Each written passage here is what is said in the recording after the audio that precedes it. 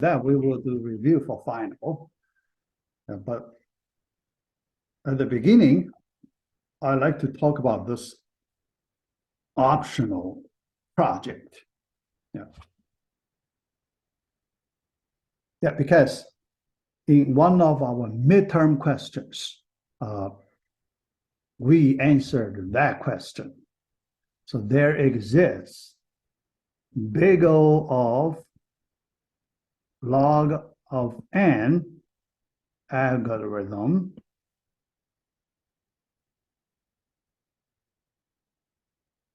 to find the Fibonacci numbers.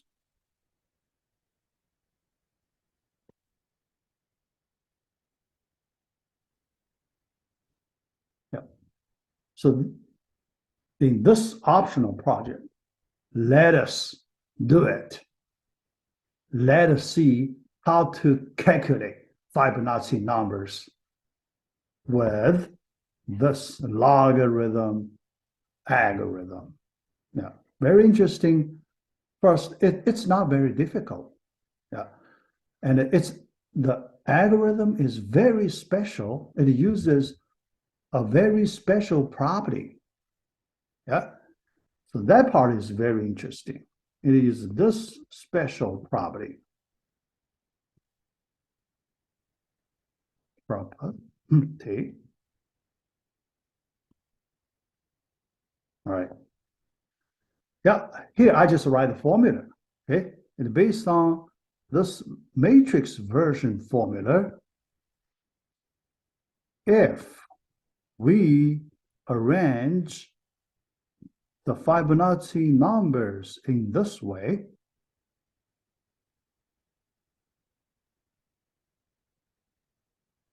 this matrix, 2x2 matrix, okay? Yeah, I hope you have some background related to matrix algebra, okay? Yeah, this one happens to be this simple 2x2 matrix raised to nth power.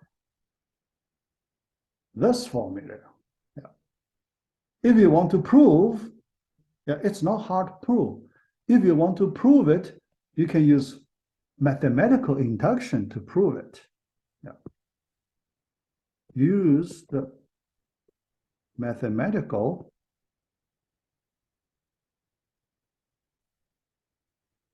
induction to prove it.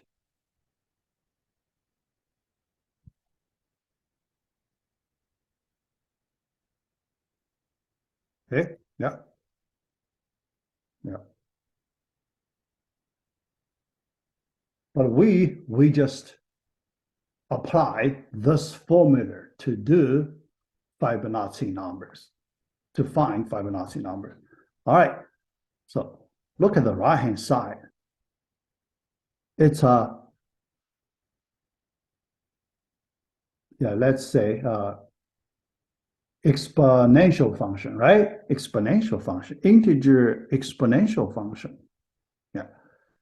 And here, we are familiar with the technique, repeated squaring technique, right? Think about that. Yeah. So this form, yeah, let's recall in our project one, we calculate this exponential function, a to the nth. Yeah, monomial, right?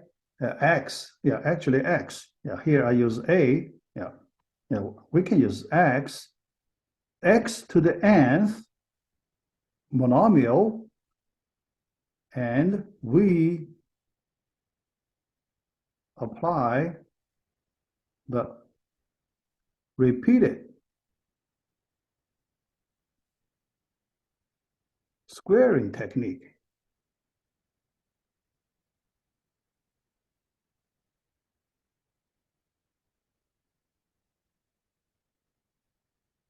Yeah. As a result, how many multiplications we need to find its answers? Repeated squaring. Log base 2 of n. this many multiplications.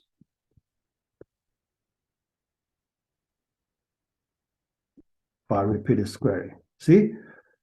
Yeah. That's what we want to have here. Okay? Big O of log of n. All right. But here, the only difference is we change the exponential base from one number to one matrix. Yeah. So modify. So we do this modification. How do we calculate? Yeah, here, let me use the matrix n to the nth. We calculate this matrix multiplication here.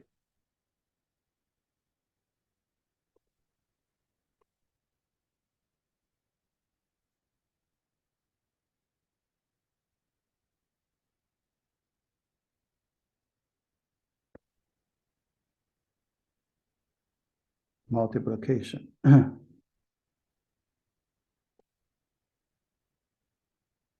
By repeated squaring.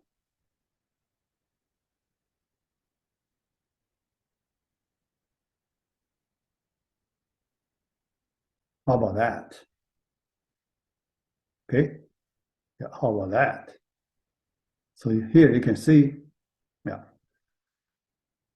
the similar procedure. Yeah. Simple number multiplication, but when we make the modification, we use the matrix multiplication. Yeah, I hope you know the matrix multiplication. 2 by 2 matrix multiplication. How to do 2 by 2 matrix multiplication. Okay, yeah, yeah. Here, let me just recall a little bit. Okay, let me just recall a little bit. 2 by 2 matrix multiplication.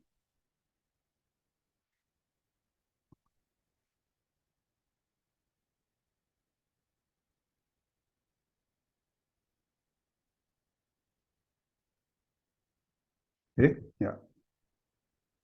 Suppose the first matrix is 2 by 2, A1, B1, C1, D1.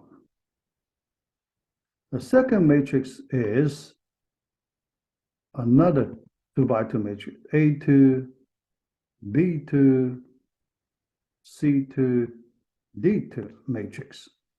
All right. So when you do this matrix multiplication, you get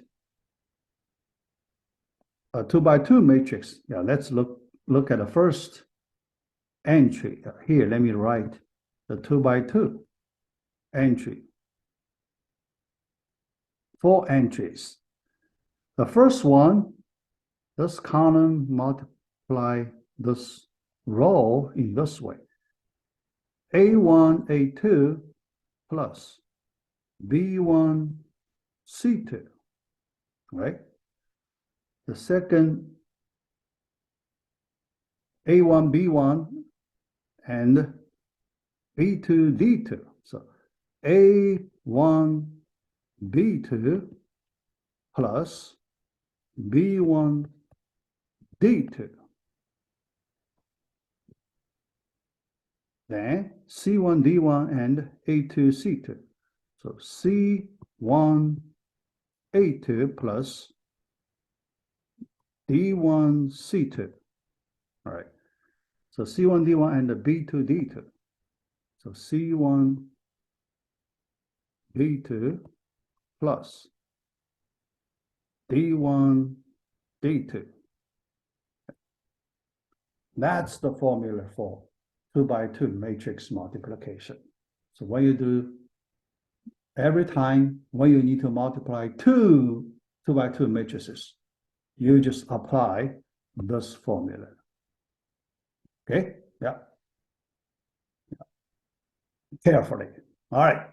So then After that, there is another technical problem we need to solve. Yeah. Yeah. So far, we solved that exponential function, matrix exponential function, how to calculate it efficiently. Yeah. But other than this problem, the first technical problem, we need to solve the second technical problem. So that is about the overflow problem.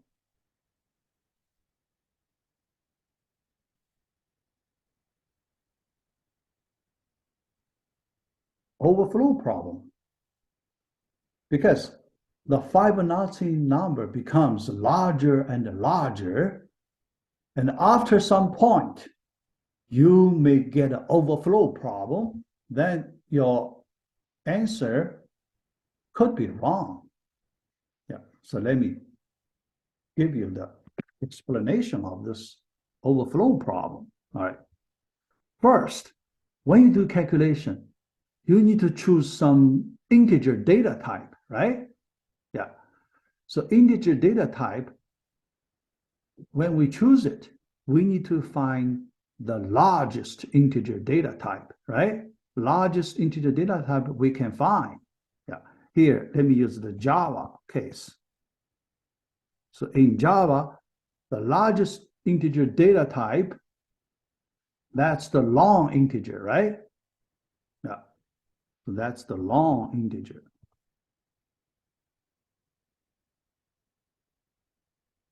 The long integer, when you use that for calculation, yeah, you use the 8 bytes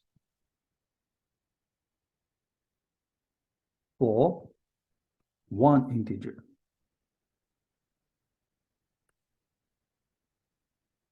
That's the long integer can do, 8 bytes. Yeah. How large an 8-byte binary number can represent? Yeah. Because for the long integer, you need to consider, here, let's assume the signed integer. Yeah. Although you have option for unsigned. Yeah, here I just used signed version. And you need to represent positive, negative. So there is one bit you need to use for the sign bit, positive or negative. Yeah. So then that means you can represent 2 to the 63 minus 1. After you take away that sign bit, the largest integer you can represent is this big. Yeah. Actually, this number is not very big.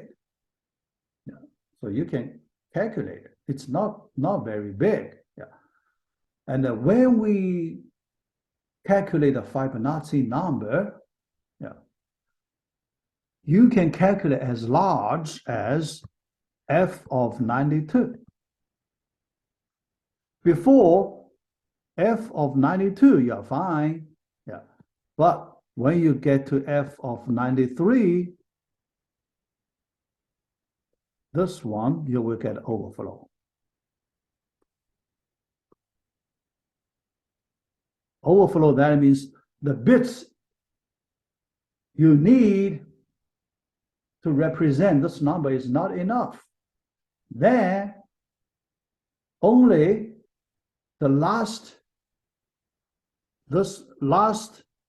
so this many bits used, and some of the bits are truncated. Yeah, overflow means some bits truncation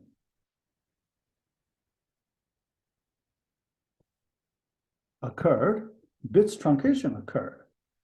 So the number you get is the wrong one because of this overflow. Yeah. So we need to solve this technical problem, our second part. Yeah. So the way to do it, we choose a different data type. Yeah. So here, still in Java. In Java, we choose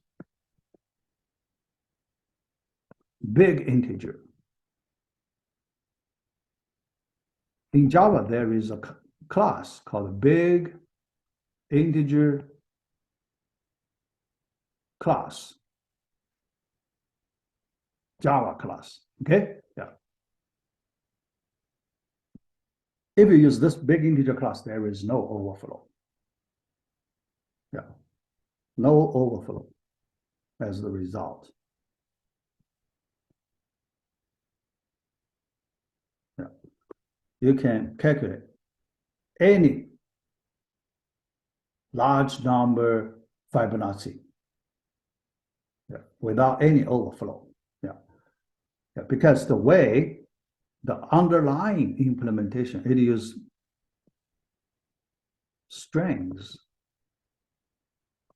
use strings to represent integers. We know for strings, there is no limit, right? String representation. You can use any large string in Java. There is no limitation for string. Yeah. How about you use the digits as the string characters? Use digits. Yeah. So 1, 2, 3, but double quotes. Yeah. So think about 1, 5, 6, 7, 8, 2, that's digits, but you put a double quotes around it. So you make it a string, then you pass it to this big integer class constructor. So you get a big integer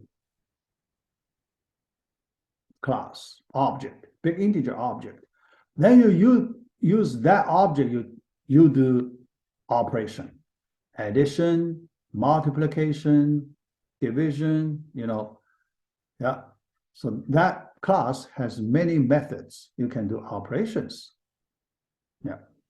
Then you use big integer methods to implement matrix operations. How about that? 2 by 2 matrix operations to calculate Fibonacci numbers. That's the idea. That's the idea. Okay? Yeah. All right. Yeah, but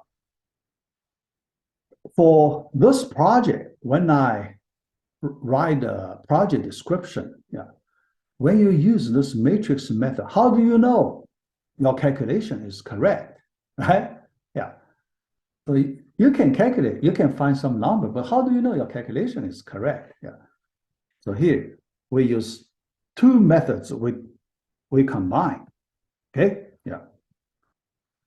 The method one,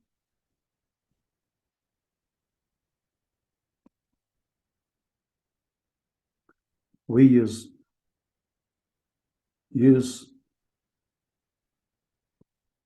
our simple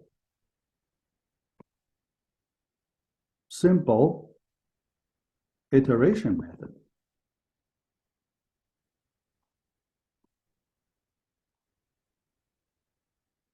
Yeah. The simple iteration method, yeah.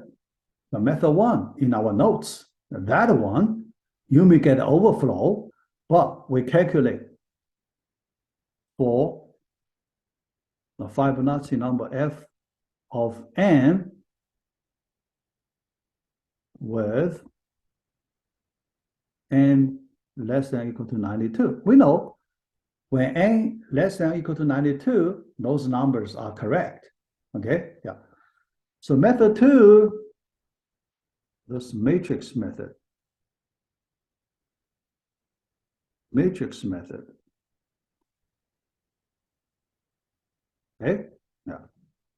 Then you do comparisons with method one.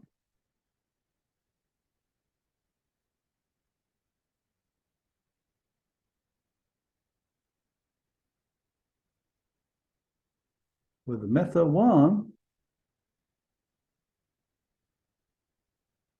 for n less than or equal to 92. Okay, yeah. Yeah, so use these two methods to calculate the same Fibonacci number, but make sure n less than or equal to 92. And see if they have the same result. If the same result, then it tells you your matrix method is correct. Okay, yeah. Matrix method is correct. Then you can go to much larger n. Yeah, so when you go to much larger n, because we use small n number to tell us this method is correct. Yeah. Then we can go to the larger n. The larger n, when I test it, I can calculate, 10,000, even that large. The response time is super fast. The response time still very fast. Even n equals 10,000. This big. You can compare 93, 92, 93, and this, 10,000. Still extremely fast. Okay, yeah. So for this optional project, you just try to implement in this way. Yeah, you have some work. Yeah, you have quite some work. Yeah, just try your best. So this is optional. Think about if you can do it or not. Yeah, two things. If you can overcome, you can get it.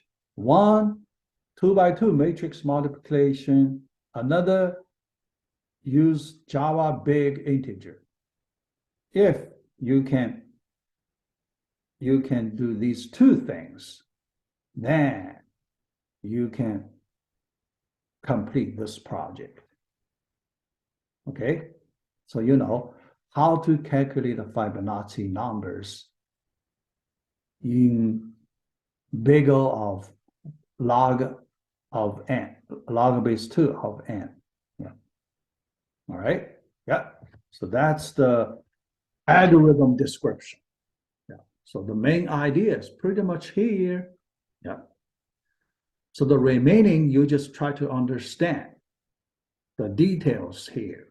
Try your best to understand the details here. Okay. Yeah. All right. Yeah. So next, let's go to the remaining, the last a few topics on hashing. Yeah. So I tried to complete. Yeah. Probably today I couldn't complete, but next time I can complete it quickly next time. Yeah. All right. Yeah. D.1. Yeah, actually, I moved this is a topic in our part C, but I move here, because after we complete introduction, then we look at the hash functions. So I move, all the hash functions to part D. Yeah. So the first one, division method. Yeah. So you do not need to look at the, hash function part in the part C. Yeah, because we covered in here, D, part D. Yeah. All right. The first hash function, division method. Yeah, it is the simplest hash function. Yeah. Remember why we need to use hash function. Yeah.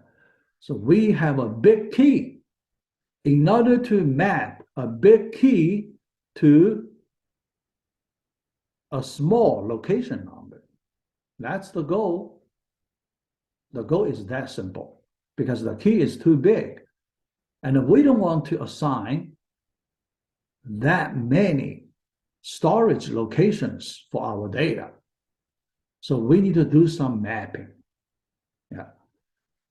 So the first method to make that kind of mapping, we make this assumption. We assume all keys are natural numbers. Yeah. If not, we can do conversion easily. Yeah. For example, if your keys are strings, It's possible sometimes the keys could be strings. Can we convert strings to natural numbers, to positive integers? Right? Yeah. Because each string character, you can treat it as some number, right? So then you can do conversion. Yeah. After the conversion, you have natural numbers. Yeah. Or some other things like ASCII code. Yeah. So you can use many different ways to convert strings to numbers. Then when you have numbers, you can do calculation, right? Yeah. So here, let's do calculation based on the numbers. Yeah. We assume there are m slots to be mapped by all our data items, m slots. Okay. Yeah.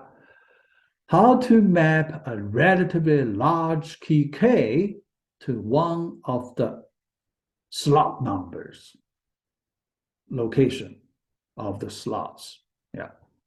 The division method, we use a simple mapping function, modular function, mod. Okay.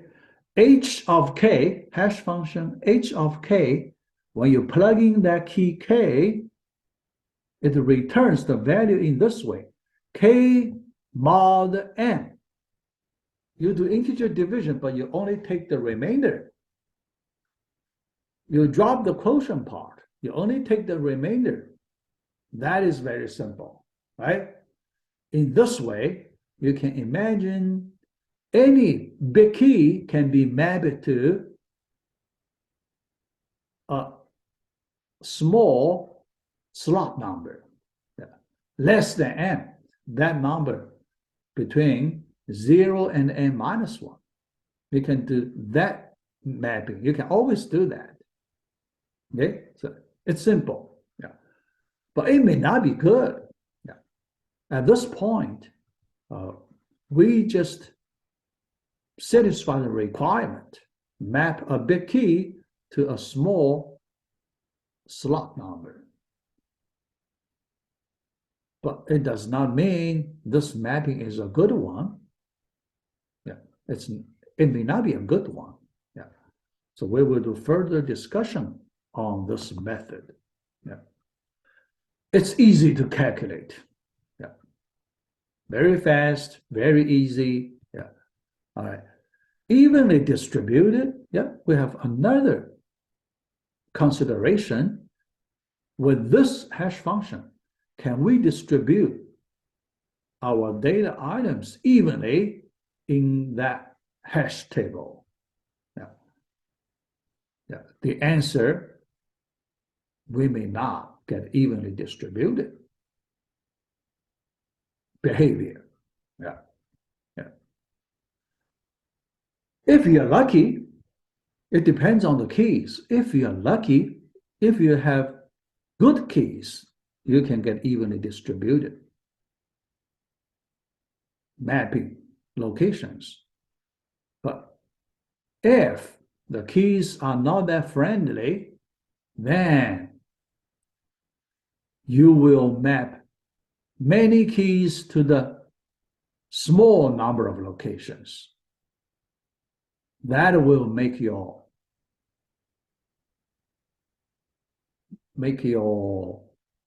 data arrangement cost much higher.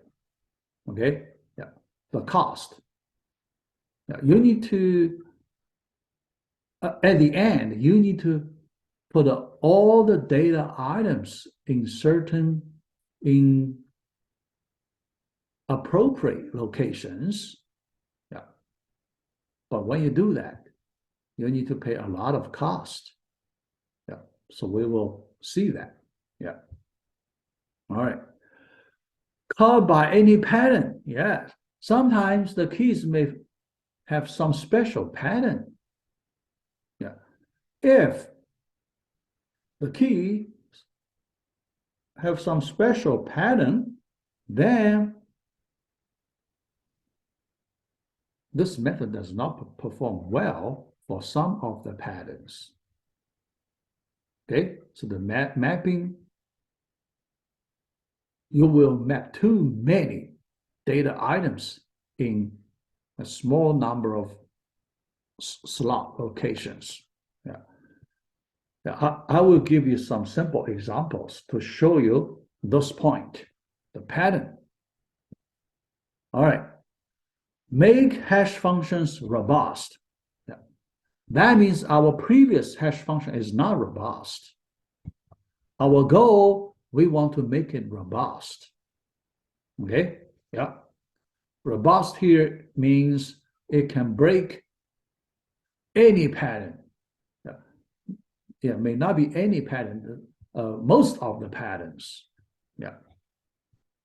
Yeah. Because it's hard to find hash function to, to beat all the patterns. Yeah. But most of the patterns, yeah, it's possible. All right. In the division method with n slots, yeah, let's look at this example one, simple one, very simple. Suppose we choose n equals 15, this small number, 15. Yeah. And this number is a special number. Yeah, you can see 15 equals 3 times 5. Okay, yeah. 3 times 5. This property. Yeah. Then we define our hash function in this way, k mod 15. All right. Now think about a special pattern like this. When k is a multiple of 3. Yes. All the keys are given with this pattern, multiple of 3. Then look at your hash function mappings. Yeah. When you plug in those keys, h of k is also multiple of 3, right? Yeah. Because m is a multiple of 3, 15, it's a multiple of 3. So you mod 15, the remainder is also multiple of 3, right? Yeah. Because, let me derive that relationship for you. Yeah. Yeah. H of k minus k equals 15 multiple, 15 times some integer number. Okay? Yeah. Based on our modular function definition. Yeah. H of k minus k. That should be the multiple of 15. But we know k is a multiple of 3, right? Yeah. H of k equals 15n minus k. And the k is a multiple of 3. Because the pattern tells us that. Then h of k should be a multiple of 3. Right? Because you can factor that 3 out. 3 is a common factor, right? Yeah. You factor 3 out. 5n minus k over 3. Right? Yeah. So the hash function is a multiple of 3. Yeah. Think about, you have total 15 slots.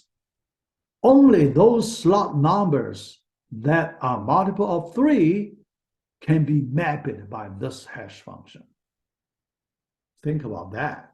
Now, how many slots you can use for these keys? Think about that. Yeah. Only 1/3 of the slot, because multiple of 3, it's 1/3, right? Yeah. Because you consider,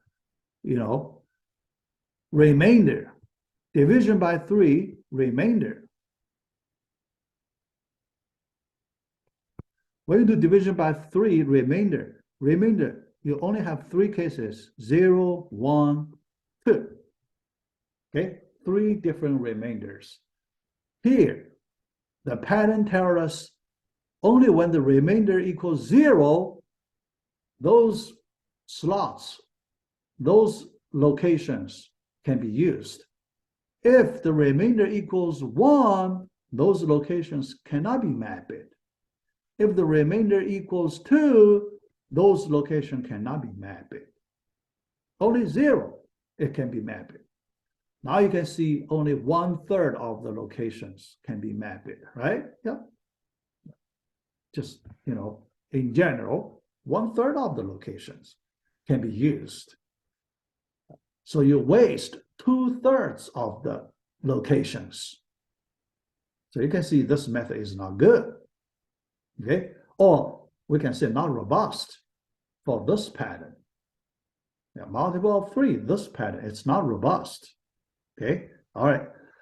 Another example. All right.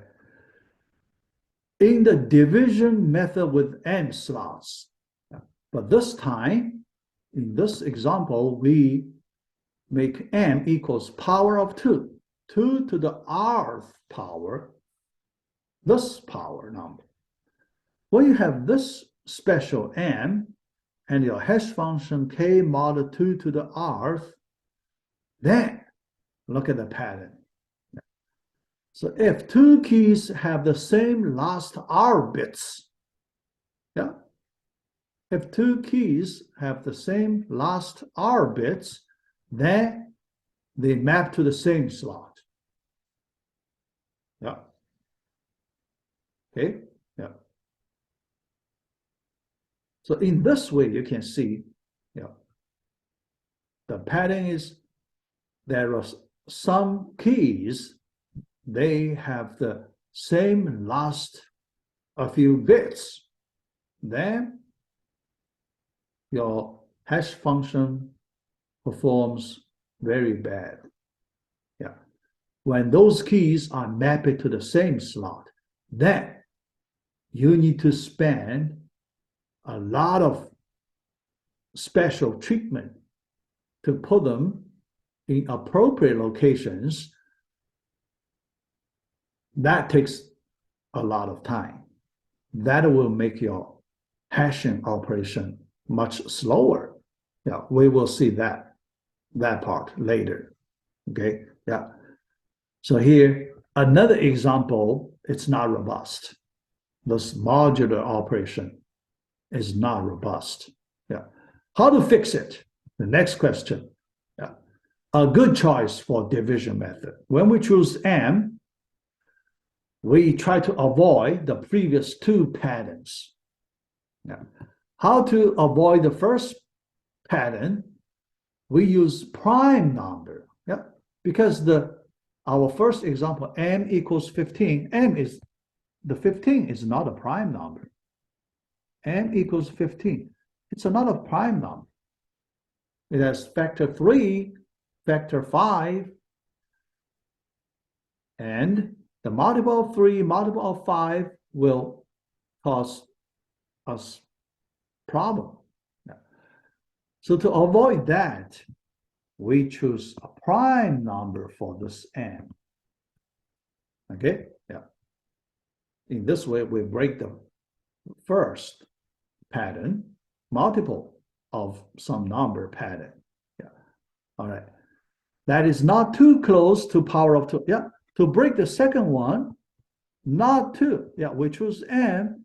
That is not too close to power of 2.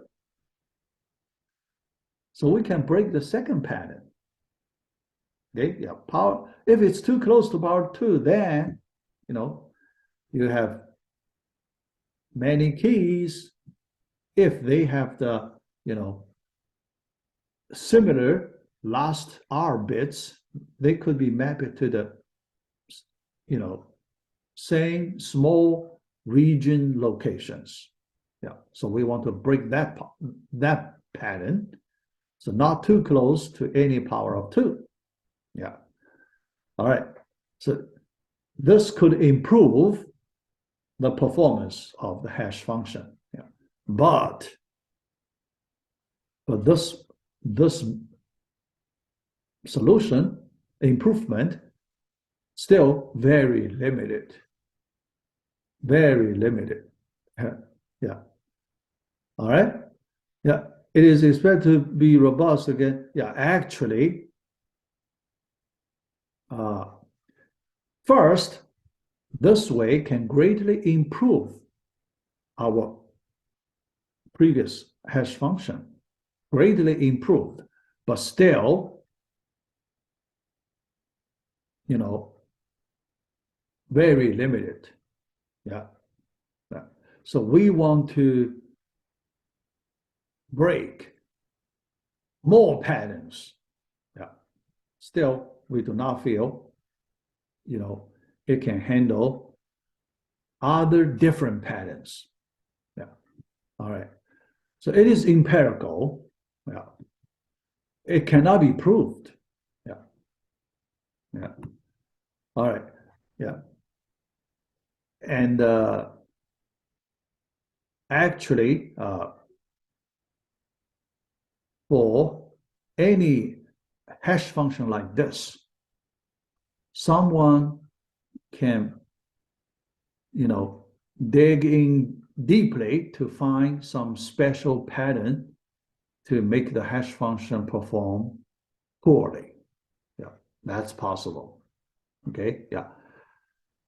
So we try to find a better mapping function, better than this. Yeah, this one still, its performance is very limited.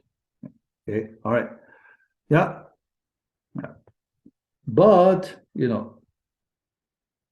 it, for the general case, it can do quite well. Yeah. But still, it can be improved. Yeah. So our next topic, this new method, yeah, it can improve much better. It can do much better than our division method. Yeah. So it's multiplication method. This time we do not do division. We do multiplication. Okay. Yeah. So we try to use, in other words, we try to use multiplication to break the patterns. Yeah. Let me describe how to use multiplications to break the patterns. Yeah. All right. The multiplication method. Here, we need to choose a special constant A to help us break the patterns. Yeah. How special is this constant A, capital A?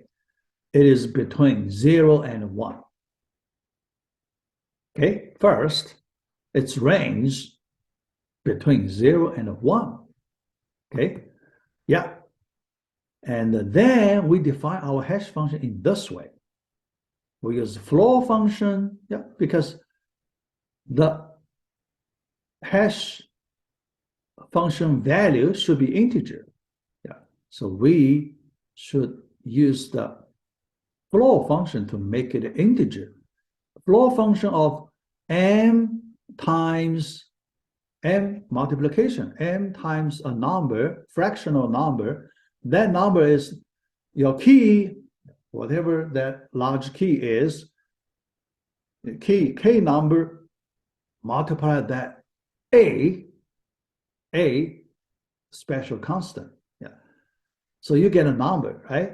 Mod 1. So that means the integer part you throw away. You only keep the fractional part.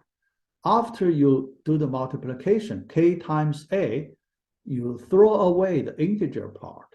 You only keep the fractional part.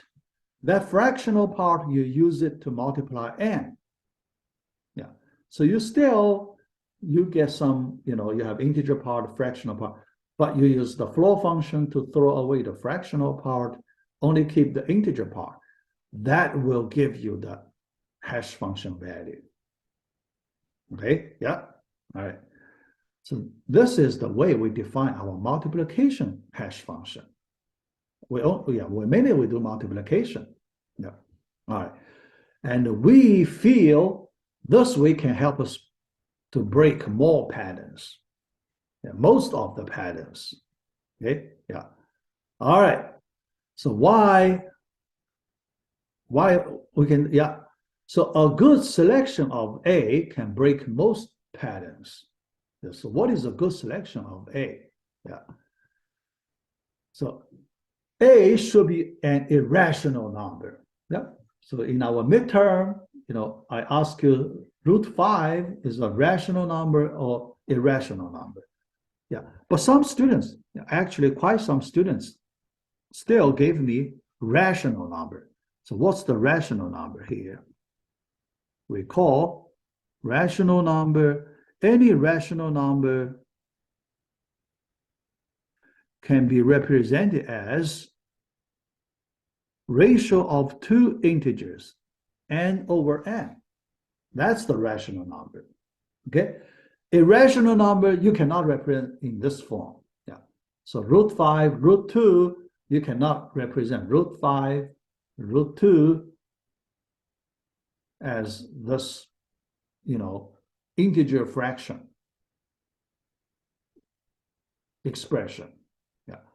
So when you choose A, this time irrational number is better. Yeah.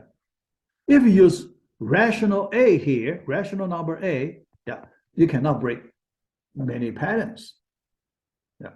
So your hash function won't perform well for many patterns. You can imagine. Yeah. But irrational numbers, then we can break most of the patterns. Okay. Yeah. All right. So the golden ratio, yeah, we just learned the golden ratio. Phi equals 1 plus root 5 over 2, but this number is greater than 1, right? Let us just do subtraction, use that phi minus 1 to make it in the range between 0 and 1. Yeah. But that part is a irrational number. Then we do multiplication, k times a mod 1, all right? Then use that number to mod m. Yeah, so you can see, yeah, in this way, yeah, we can do much better than the division algorithm in breaking the patterns. Yeah, so that's the multiplication method. Okay, yeah, yeah. It's very hard. You can imagine it's very hard to find some pattern that can make this mapping function perform poorly. Right? It's very hard. Yeah. I do not say impossible. Yeah. Yeah, but extremely hard. Okay. Yeah. The percentage is extremely small. Yeah. So we feel, much better using this multiplication method. Then we use the division method. Okay. Yeah. All right. Then a perfect hash function. Yeah. Actually, there does not exist any perfect hash function method. Here, I just described. So what is a perfect hash function? Always map two different keys to two different slots. That's the perfect hash function, but it's impossible. Okay? No hash function can have this property. Always map two different keys to two different slots. Yeah. All right. Yeah. So that means because there is no perfect hash function, that means we need to deal with two different keys that could be mapped into the same slot. We need to deal with it. Okay? Yeah.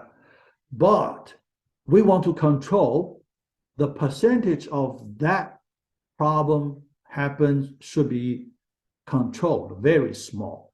Yeah, because the cost is very high. Yeah, when we work on it, the cost is very high. Yeah, so we want to control the collision problem. We call the collision problem. The percentage for the collision problem is very small. Then your whole algorithm can have very good performance. Yeah. Otherwise, the performance will be very bad if your collision problem is very big. Okay, all right. Yeah. So next, we need to consider the collision problem. Two keys are hashed to the same slot. We need to find algorithms to resolve that collision problem. Okay. The conclusion, no hash function can avoid the collision problem. Yeah. So that's for sure. Yeah. But what we like to have, some hash function where the percentage for the collision problem is very, very small. We will be very happy. Yeah, the percentage. Okay, all right. Yeah, so our last topic, D.3, resolving collision. We use the chaining. Yeah, the method we use, chaining method. Yeah. Yeah.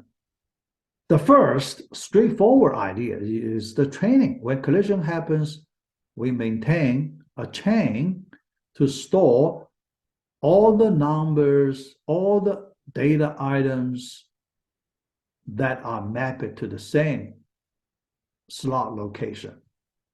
A chain, yeah. And this method actually not very good. Yeah, this method. Yeah. So resolving collisions by chaining. Yeah. Assume that multiple keys are hashed into the same slot. Yeah. The first straightforward solution. Yeah. So here we have these slots.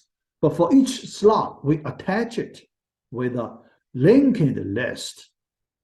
Yeah, here we need to use linked list. Associate each slot with a linked list. When you have a collision, you store those elements, map it to the same slot inside one linked list associated with that slot, like this. Okay? Yeah. If you have many elements mapped to the same slot, then your linked list could be long. All right, yeah. So this is the chaining solution. Yeah. But this one, people don't like, yeah, because maintaining so many linked lists, the cost is very high. Yeah. The worst case, yeah. The worst case for this solution, big O of n. Yeah, your linked list is very long. So when you search, try to find an element in one of the linked lists, that could be very slow. Okay, so the worst case is big O of n. The best case, big O of 1. Okay, yeah. Only one element in that slot. So big O of 1. Yeah. Average, yeah. The good thing, average, big O of 1. Yeah. Even you have very bad worst case. Yeah. If your hash function is not that bad, yeah. Think about our multiplication method. Yeah. We can easily get this average big O of 1. We cannot avoid some long linked list. Yeah, but we know that percentage is extremely small. After we take the average, we get bigger of 1. Yeah. Yeah. But this chaining method, we need to use linked lists. We don't like the high cost maintaining the linked lists. So we want to avoid using linked lists. Yeah.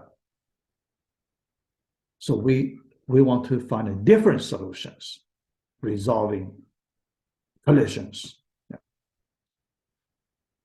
This one much better, called open addressing method. Yeah, different from linked. We do not use linked lists here. Open addressing. Yeah. We assume we have plenty of slot locations for the data items. That's for the hash table. Otherwise, we need to expand our hash table size.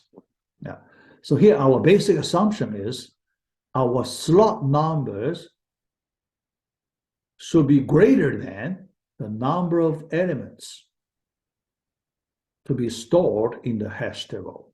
Okay, yeah, so that's our basic assumption. Yeah, then we can use open addressing method. Otherwise, we cannot use open addressing method. Okay, all right. Yeah, so the first thing we do not want to use the linked lists. Yeah. Elements only occupy the table slots. Then we know the total element number should be smaller than the total slot number.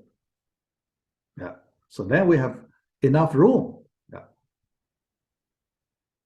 All right. Yeah. Okay. No space outside table is used. The linked list uses space outside the table.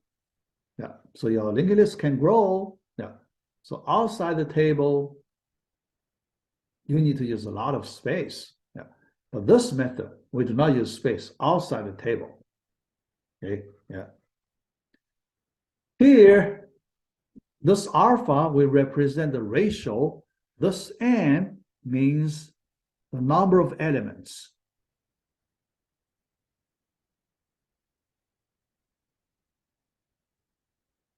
M, that's the number of slots of the table. And that ratio will require less than or equal to 1. Yeah. But usually less than 1. So we need some room. Yeah. If equals to 1, you can imagine the collision problem is relatively big. Yeah. If we can make some room, yeah, so not equal to 1, yeah, we allow some unused space. Okay, we allow some unused space. As a result, we can reduce the collision rate, the collision probability. We can reduce. Okay, yeah. So we leave some room in our hash table. Yeah. All right. How to handle a collision? Here. Okay. Yeah. Here, open addressing. Yeah. So let me describe the simple idea. Yeah. Idea is very simple. Find the next available slot. Yeah. We know in this hash table, there are many slots for our elements. Yeah. We just find the next available slot. Yeah. But you need to provide some algorithm for the next available slot. Yep. Because later, when you do the search, you need to apply the same algorithm to find the element with the given key. Yeah. Otherwise, you may not be able to find it, right? Yeah. So you need to find some relatively simple way to find the next available slot. Yeah. Because when you do the search, you need to use that algorithm again to find the element you put there. Okay. Yeah. Yeah. All right. There are many different ways. Yeah. Here, I just described some simple ways to give you some ideas. Yeah. Some relatively complicated methods. Yeah. So I do not go there. Okay. Yeah. I just give you one simple way. Yeah. To find the next available slot. Excuse me. All right. Probe sequence, this concept. Yeah. Because when we find the next available slot, we may need to try several times, not just once. If it's just once, we will be very happy. Yeah. But you may have the situation when you apply your special algorithm to give you the next available location, but that slot is already occupied by another element, then you need to apply this algorithm another time, so you get another possible location, but that one is also occupied, right? So you try several times, and those tries, you couldn't get a vacant location for your element. That could happen. Yeah.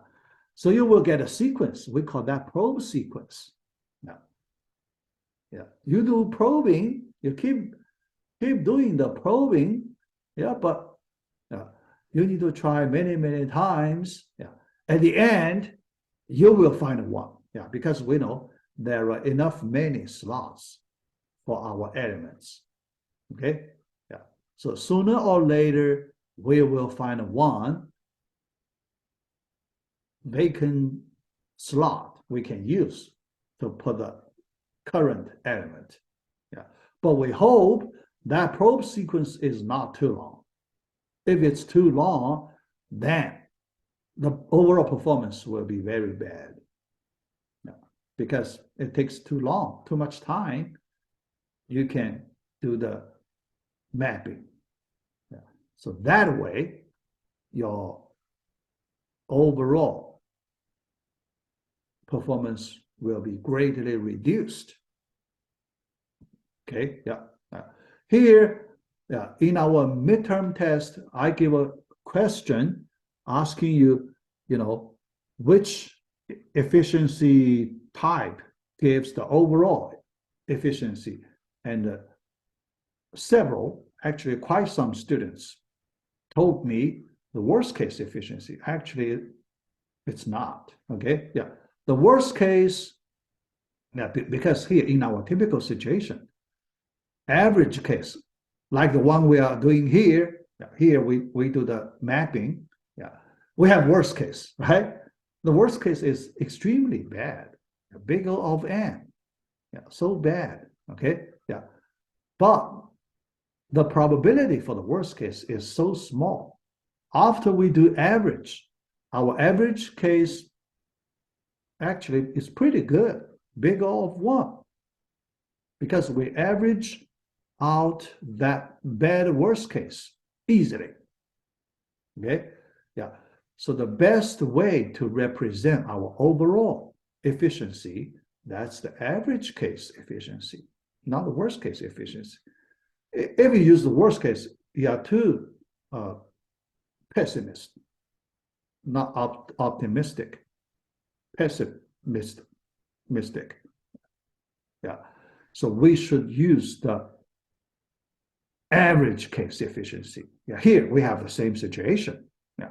Here, because nobody can avoid that bad worst case. Nobody can avoid that. Yeah.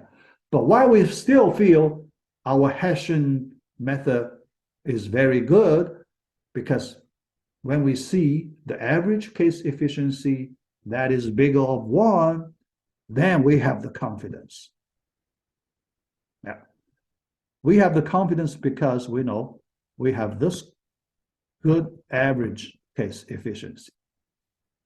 Okay. In other words, if we see the worst case bigger of n, yeah, then we feel very bad. So we may throw away this Hessian technique, right? Yeah, because the worst case, if you see bigger of n, we don't want to use it, right? Think about that logic. Yeah. But when we see this average case efficiency so good, okay, then we feel happy. Yeah. Yeah. All right. So here I like to connect this background to our homework, or not homework, midterm test question.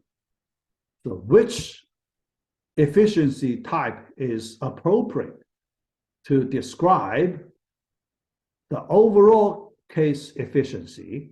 Yeah. If you use this background, you can understand better. You can understand better, yeah, why we use average case efficiency. Yeah. All right. Yeah. I run out of time. So next time I will complete this probe sequence topic. Then we will complete all the topics for our regular semester. Then we will just do the review for the final. Okay? Yeah. All right, so let me stop right here.